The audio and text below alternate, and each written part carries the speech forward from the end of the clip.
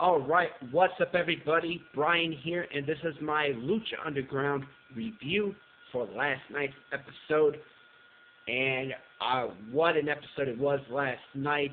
A lot of things got set up for Ultima Lucha Cuatro as far as matches and storylines heading into that event.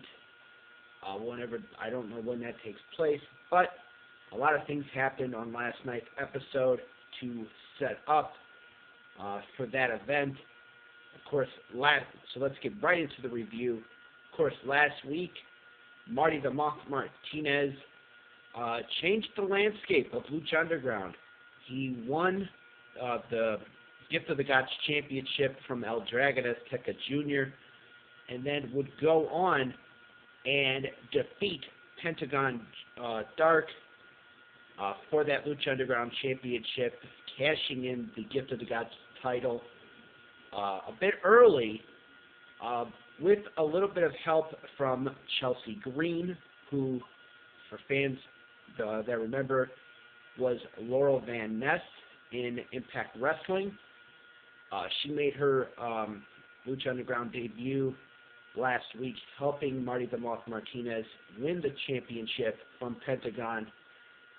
So the big question heading into last night's episode is who would be first in line for a shot at the Lucha Underground Championship. And we got our answer in a four-way match with the four individuals: Pentagon Dark, El Dragon Azteca Jr., Mil Muertes, and King Cuerno, who Mil and King Cuerno, remember last week, were involved in a triple threat with Pentagon Dark for the Lucha Underground Championship, and Pentagon retained last week against those two. Plus, El Dragon Azteca Jr. was the man that got defeated by Marty the Moth Martinez when he defeated him for the Gift of the Gods Championship. But we started off last night's episode, and I got my notes right here. We started off with Jack Evans, who came out saying, "Oh, I quit because I can't work for a company that allows Exolicious to compete freely," and stuff like that. Basically saying he said he quit. Antonio Cueto, the promoter of Lucha Underground and owner of Lucha Underground, he would come out and basically say, "Oh, no, you're not going, if you want to leave, then if you win your match, then you get to go, you get to walk out that door and leave. But if you lose, you're not walking out of the temple." And basically saying that you were going to be sacrificed to the gods. And what does that mean? What did that mean? You guessed it. He had to face the wrath of the gods himself, Matanza, the monster. And this was basically just what you would expect from a Matanza versus anybody match. You know, Jack Evans had a little bit of offense near the end, but it was like once Matanza got his hands on him, he was done. He hit the wrath of the gods, and basically Jack Evans became the latest sacrifice to the gods at the hands of Matanza Cueto. So we move on. There was a Trios Championship match on last night's episode, which I thought the match was pretty good, worth checking out. It was the Reptile Tribe, Cobra Moon, King Daga, and Jeremiah Snake. They defended against the very unlikely tag team trio of Exolicious, Evilise, and Joey Ryan. And like I said, the match was pretty good. I have no complaints about this matchup. Little bit of a story in this matchup as far as Ivelisse and Jeremiah Snake, who in a previous time was Jeremiah Crane. They were lovers, ex-couple or whatever it was, and that was pretty much, that ended, and it was like they became enemies. So a lot of, there was a little bit of history in that one with that, but the matchup was pretty good. The Reptile Tribe came out on top when King Daga locked in a submission on Joey Ryan. Before the match took place, however, we found out the Bunny Tribe, the White Rabbit Tribe of Paul London. He introduced El Bunny and a new character for Killer Cross when he's in Lucha Underground. White Rabbit, I believe it is. I think it's White Rabbit or White Bunny. And they basically came out and watched the match. And then afterwards, Paul London and El Bunny went after Joey Ryan, Ivelisse, and Exolicious, and that was pretty much it. So, a new trio. Looks like they're setting their sights on the Lucha Underground Trios Championships. Plus, they might have a little bit of a feud with Exolicious, Joey Ryan, and Ivelisse. So we'll have to wait and see. We had a 2-on-1 handicap nunchuck match with Drago and Aerostar taking on the Savage, Jake Strong. This was another really good matchup. Of course, these three, Jake Strong has targeted Aerostar and Drago over the last couple of weeks.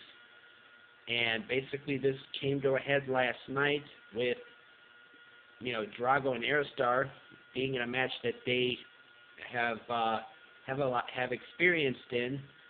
Nunchucks were used, and you thought that Drago and Aerostar would have got a little, payback and would have got the win, but that was not the case, as Jake Strong, his power and that ankle lock submission was enough to put down Drago and Aerostar. He defeated Aerostar with the ankle lock, and then when Drago went to save Aerostar, he got put in the ankle lock, and watching it, you could hear, I don't know if they did sound effects or what have you, but you could hear, the bones breaking in Drago's ankle when after the match when Jake Strong applied the ankle lock to Drago. So it'll be interesting to see what happens as far as that whole situation and as far as where these three guys go from there. Which brings us to the main event, which was the four-way match to determine who was going to be the number one contender to the Lucha Underground Championship and who would challenge Marty the Moth Martinez at Ultima Lucha Cuatro. And it was King Cuerno, Mil Muertes, El Dragon Azteca Jr., and Pentagon Dark. This matchup was incredible. It was amazing. El Dragon Azteca Jr. Took himself out of the match when the Phoenix, who's been going through some kind of some weird things going on with Phoenix, he came out, went after ring announcer Melissa Santos. Melissa kind of got just through to Phoenix a little bit. That allowed enough for Melissa to run away and El Dragon Azteca Jr. to dive over the corner and on top of Phoenix, and they started brawling. They started going after each other to the point where Phoenix or El Dragon Azteca Jr. did not become took himself out of the picture. So then it came down to Mil Muertes King Cuerno and Pentagon Dark, and these three tore the house down. The Mac made his return after about a month, after him and Mil Muertes battled in that haunted house match on an episode of Lucha Underground. He went after Mil, hit him with 2 stunners, stunned him with 2 stunners, and then Pentagon would come in, hit the like a version of a destroyer, like the Canadian destroyer of Petey Williams. He would then see King Cuerno coming in or trying to come back in the ring, and he would super kick King Cuerno to the outside, and then would pin Mil Muertes and become the #1 contender. So that means that the main event of Ultima Lucha Cuatro is Pentagon Dark challenging Marty the Moth Martinez for the Lucha Underground Championship.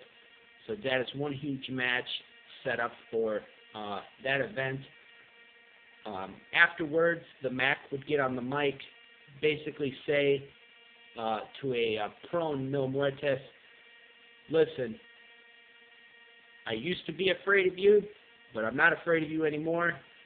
I challenge you to a death match for Ultima Lucha Cuatro." So, will we get an answer next week from Mil Muertes about that challenge? If so, that's another huge match. That would be another huge match set for that Ultima Lucha Cuatro. And, of course, the whole Phoenix and El Dragon Azteca Jr.,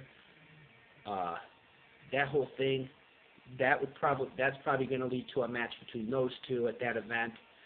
So we'll have to wait and see. But last night's episode is one that I would recommend checking out. I thought it was very exciting. I thought the main event, that 4-way with Pentagon, Mil Muertes, King Cuerno, and El Dragon Azteca Jr. really was a really solid main event.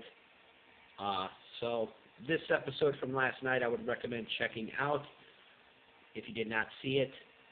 So that's pretty much it for this review. So with that being said, I'd have to say last night's episode I thought was a really solid episode, worth checking out.